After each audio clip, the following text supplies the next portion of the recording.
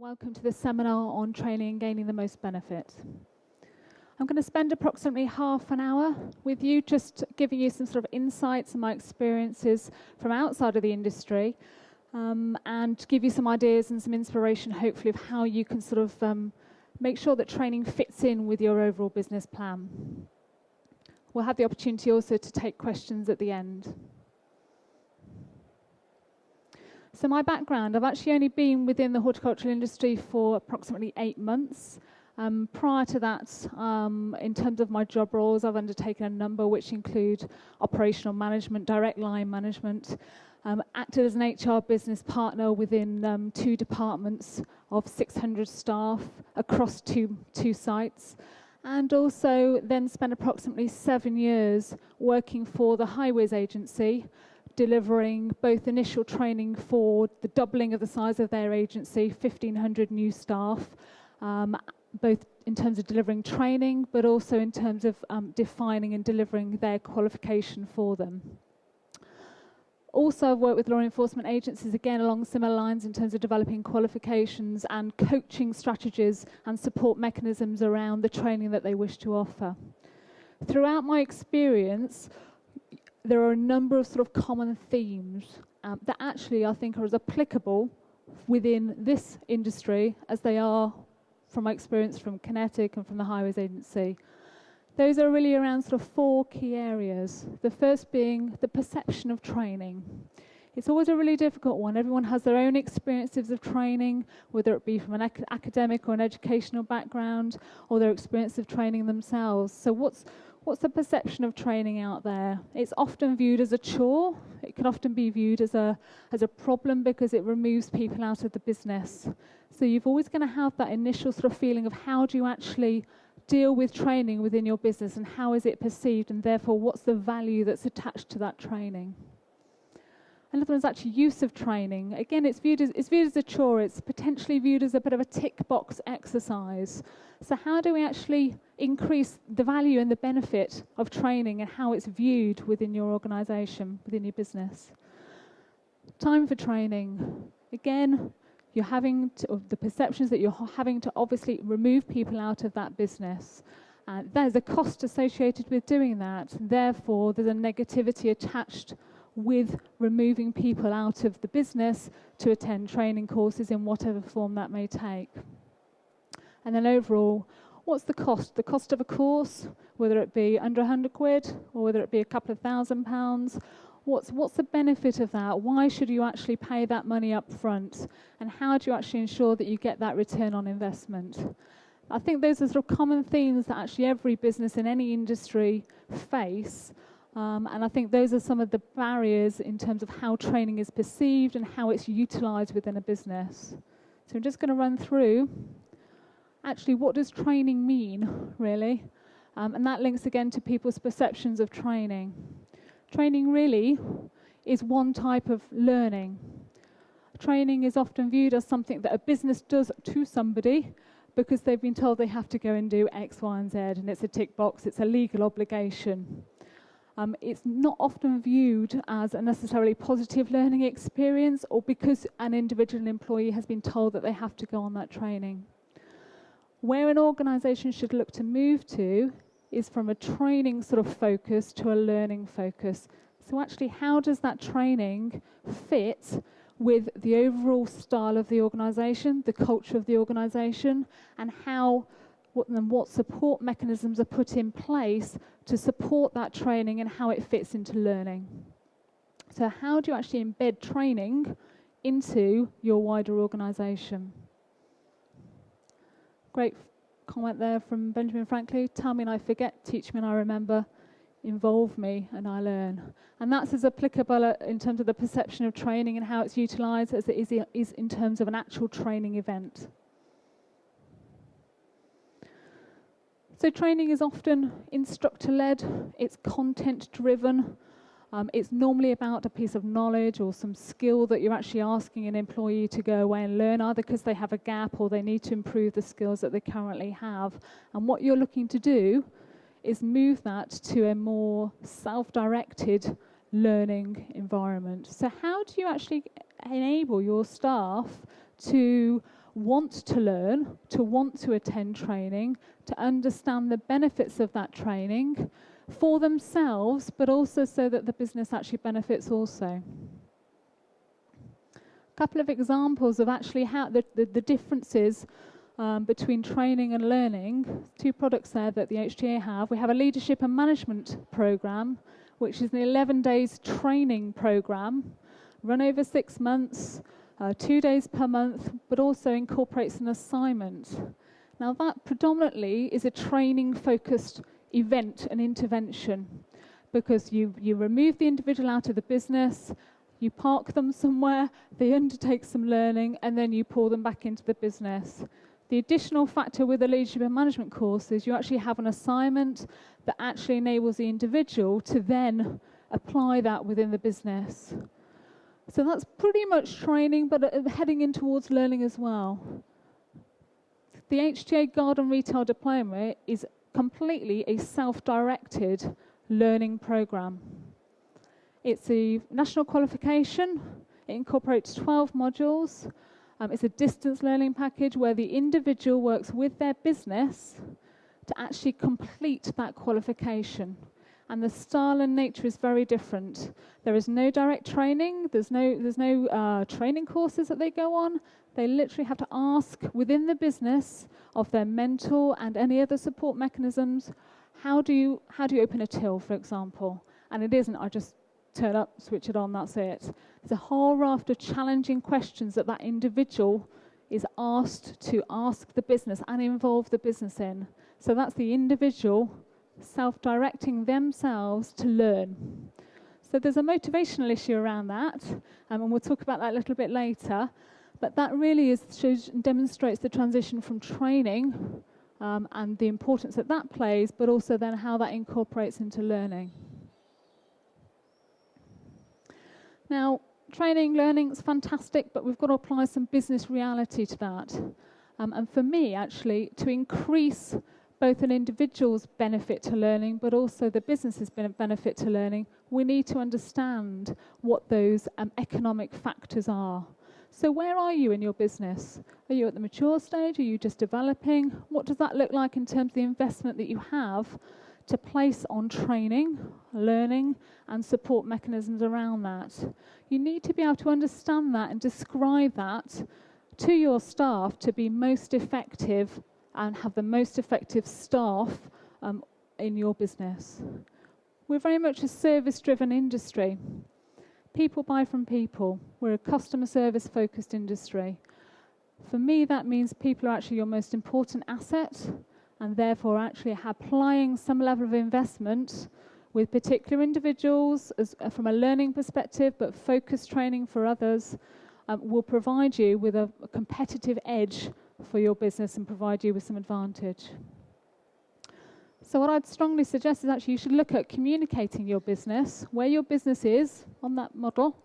Where are you right now? What are the pressures and the barriers that you're facing? What does that mean in terms of your ability to invest in your staff?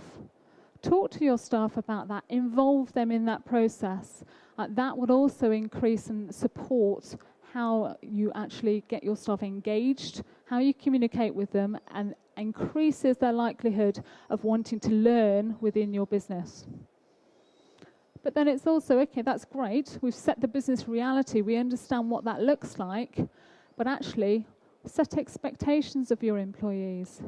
What do you expect from them? You're investing financially, but also time and everything else.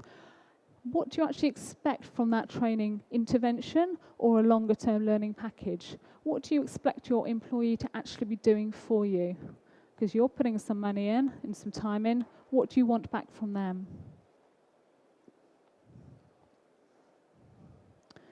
So to actually concentrate and focus now on actually how do you go about gaining benefit, for me there are 3 clear strands to this. The first is about alignment with the business. It's about your learner being prepared to learn. And then it's also about having that supportive environment in place. So I'll just focus on these 3 in turn.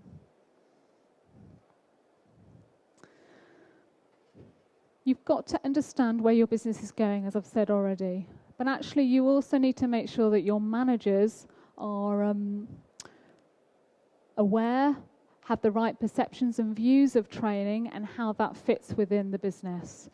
If you've got a manager that has sort of had a previous experience, bad experience of a training intervention, and you're then having to sell that to others or something similar, you're not going to go anywhere. You're not actually going to get your employees engaged in that whole process. So you need to just test out your manager's views, both in terms of their ability to train and learn, but also how they communicate that to their staff. You also then need to focus on short-term imperatives versus long-term imperatives. So yes, we're a very seasonal industry. We have gaps that we need to fill in terms of the skills and the knowledge that we have, and that might require some short-term training interventions. But actually, as a business looking long-term, how do you ensure that you're going to be in survival? Are you going to be in survival mode? Are you going to be in growth mode in 2, 3, 5 years' time? Who's your staff? What are they going to look like? Who is your team going to be? Do you need to actually invest long-term in one or two of those individuals that you've highlighted and they've demonstrated a wish and a desire and an enthusiasm for? Who are they? Pinpoint them, identify them. But have that balance in terms of your investment of short-term need versus long-term aspiration and planning for the future.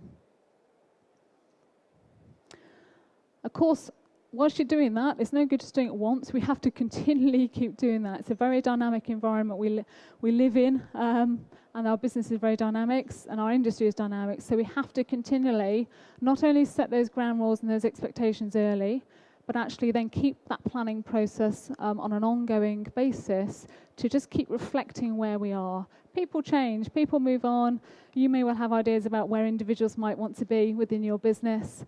They may well have their own ideas. So again, you might have to be able to flex and change that accordingly.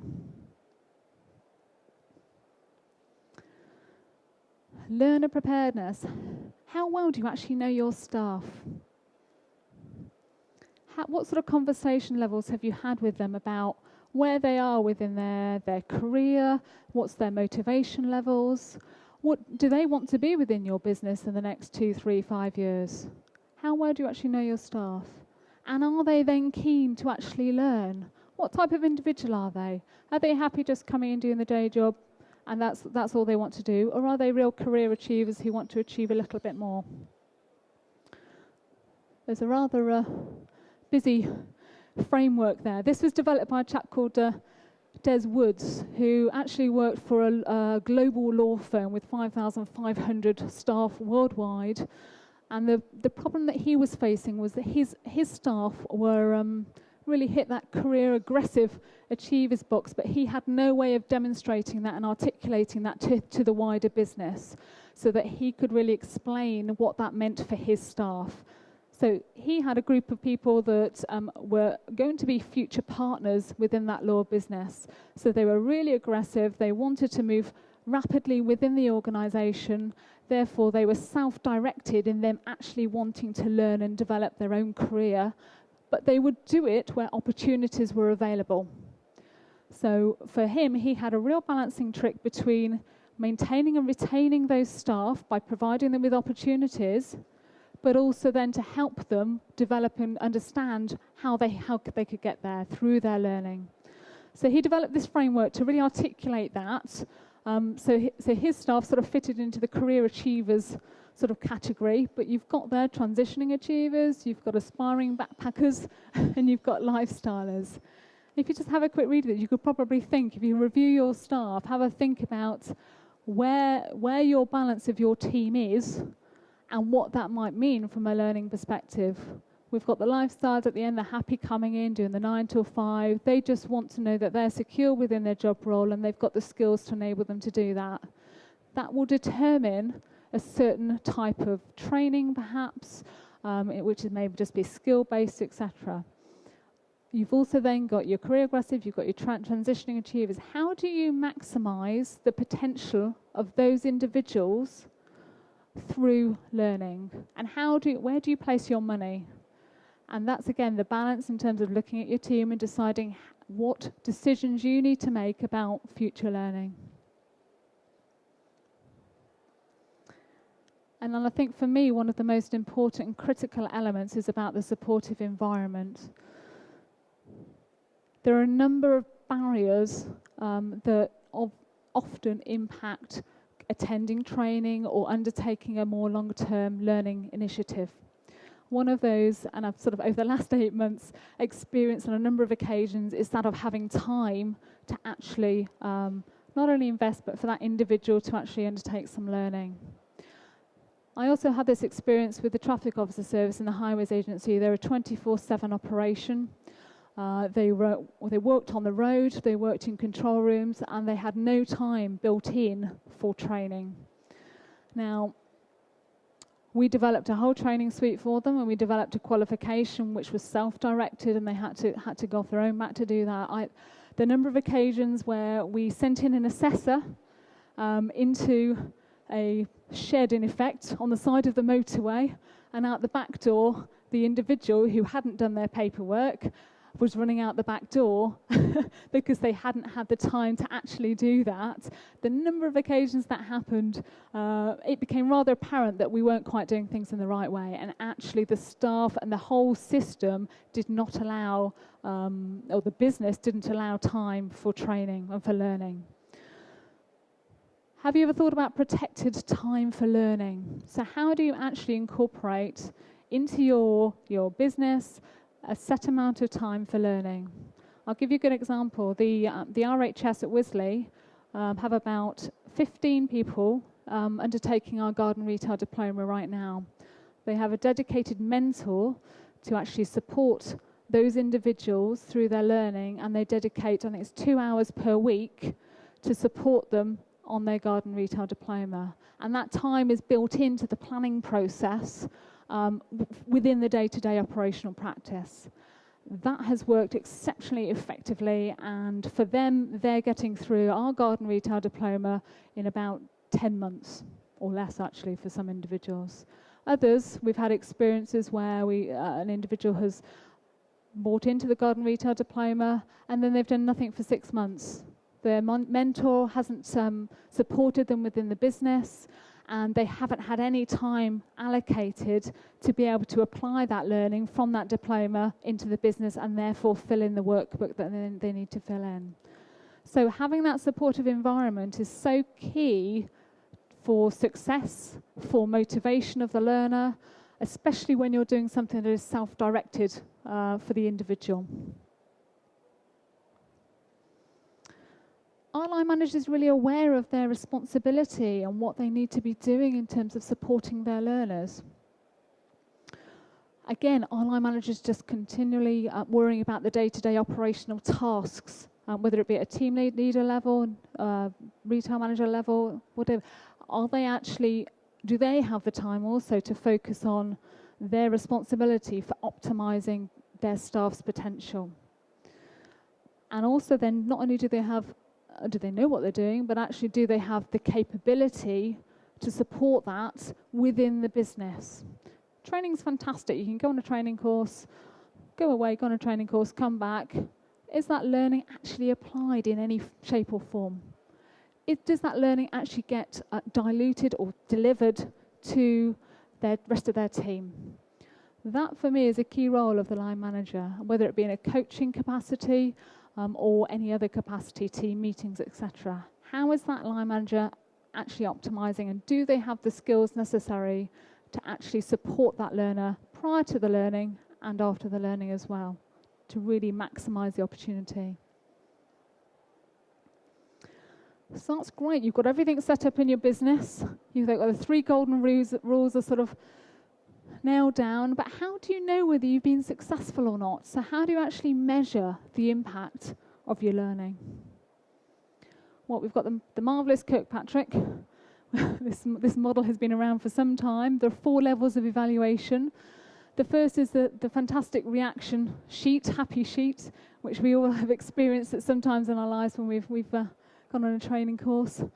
What we don't want, and I'll give you another example because we had it last week, we don't want that angry face.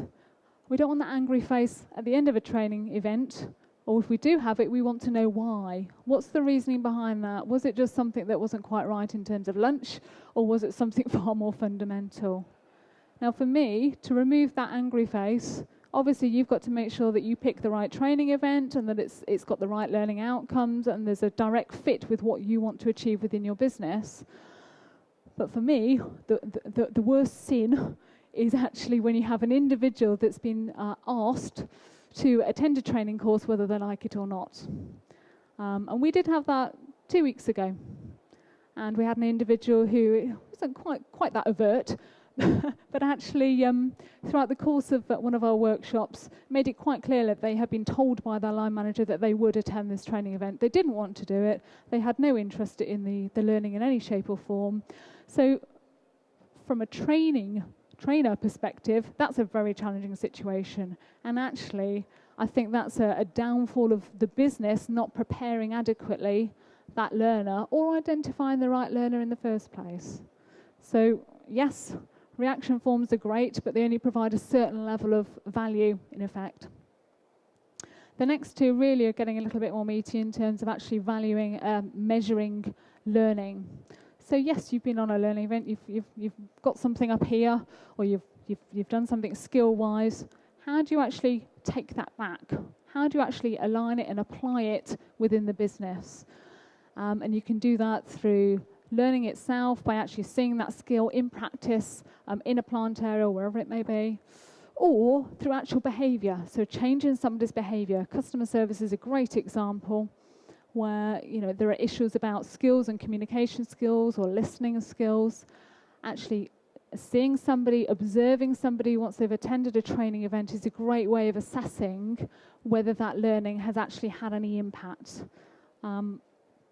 So that's on an individual basis, but obviously the most important from a business perspective is the results. So how do you directly correlate a learning event that an individual or group of individuals have attended? How do you correlate that with direct business results? Have your quality levels improved? Have you increased your sales? Have you reduced wastage? Have you gained repeat business because your staff are now able to have good conversations with their customers? And actually, have you increased link sales because, yes, they not only came in to bought a rose, but they bought the feed to go with it? So for me, that's the most tricky, and always has been in terms of training, is actually being able to weigh up the cost of training. So that's not only the price of the course, but also the cost of abstracting somebody out of the business, etc. How do you actually weigh up those costs with the end return on investment, the results? So just to summarize, the key things really to really maximize the opportunities of training and turning that training into learning and therefore gaining more benefit. Understand where it fits into learning. So actually, what does your structure look like in terms of coaching support, your line managers' capabilities and skills?